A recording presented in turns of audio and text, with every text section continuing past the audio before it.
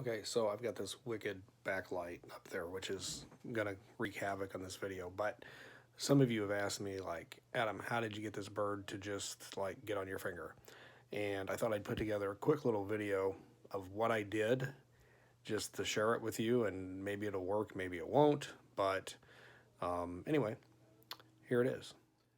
Okay, so the first thing I did was I just kind of left him alone at first, just to, get acclimated that this is the new home, this is where he's living, and he has actually taken to it quite a bit, because when I've had him out, he keeps looking back at his cage like, I feel safe in there, let me in there. But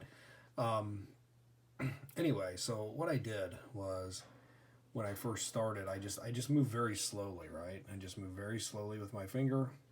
And what I did was I brought it in and I just set it on the perch. And I just set it there for, 5-10 minutes at a time, talking with him and, just kind of having a conversation by myself with the bird. But, just trying to speak in a gentle voice and that, hey, it's good. And sometimes we whistle, or I whistle. He doesn't whistle, but I'll whistle and then slowly what I did was I just started getting closer to him to see how he would react.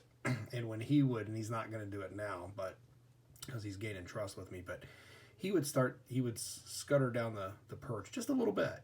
And so I would stop moving my finger towards him because that's a sign that, he's nervous. And I would actually just pull my finger back away from him to show that, hey, I'm not here to hurt you. This is, you can trust me. So there was this little dance a little bit, where he would do that. And then I started and I offered my finger in front of him. And, just to show him that there it is, looks like a perch, something you could sit on if you wanted to. So then my next step was to put my finger underneath of him. So I just slowly moved my finger underneath.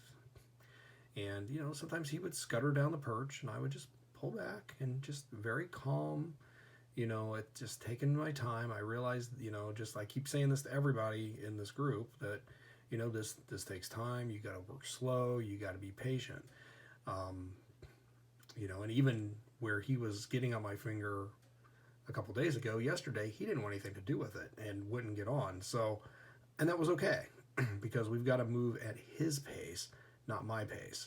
This isn't about me. This is about him and building trust with me. So I have to do everything I can to make sure that I'm not making him feel threatened. So if he is scooting away on the perch from me, he's not going to want to get on my finger, and it does me zero good to try to even force the issue. So what I did was I started going under his chest just a little bit.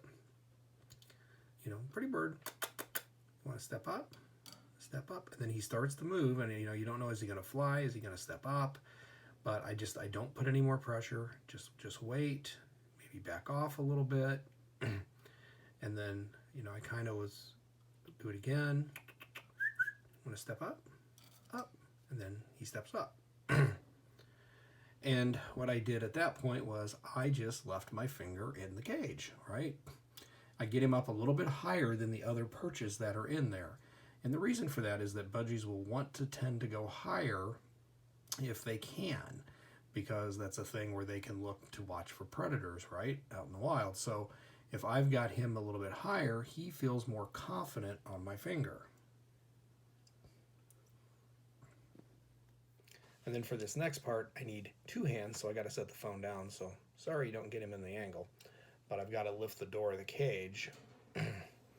And then I slowly just start pulling him out. Now, when I lifted the door of the cage before, there's some squeaking sometimes, and he got nervous.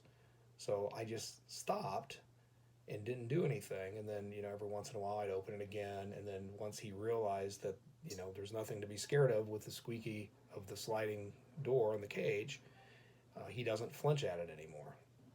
And then I slowly take him out. Hello. Hello. There we go. There we go. Here we go. And we are out. So that's been, this has been 5 days now with him. and he's still a little nervous. He's not certain. He was with several other birds when I got him, and I think part of this is that he's alone in quarantine right now. So, I think he's still just a little bit scared. I think he's a little bit unsure, but he's building confidence. There were times when I would reach in to put him on my finger, and he'd get on my finger, and then he'd fly to the other perch, and even a couple of times when we went to come out, he'd fly back into the perch. So he's associating this, with this is his home, this is his cage, he's safe in here. So we're making some progress, aren't we, Yadi? You want to say hello to everybody at Parakeet Pro? Okay, maybe not yet. But anyway, I just wanted to share that with you because I know a lot of you are working right now on trying to tame your birds. You're looking at for all the advice and help that you can get, and every bird is going to be different. It's just going to be different, and every experience is going to be different. But I can't stress enough, you got to take your time.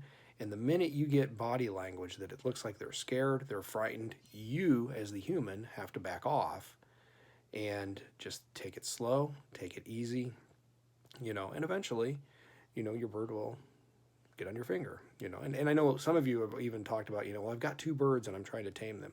That gets hard because, birds will feed off of each other's energy.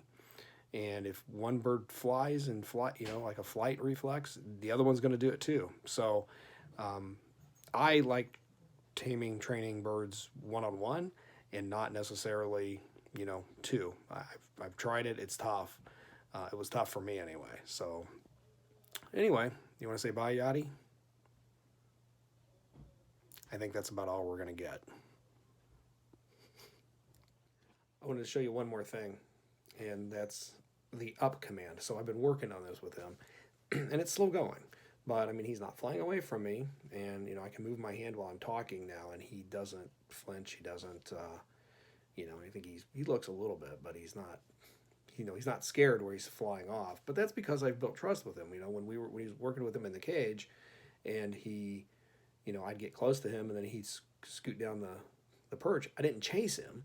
I pulled back, to say, hey, I respect your space. I respect your, and eventually we built a little bit of trust here, and we don't want to break that trust because it's hard to get back, if you do. So anyway, so we're going to work on up, and what I've been doing is just saying up, up, up, up. And I'm applying just a little pressure, but not a lot.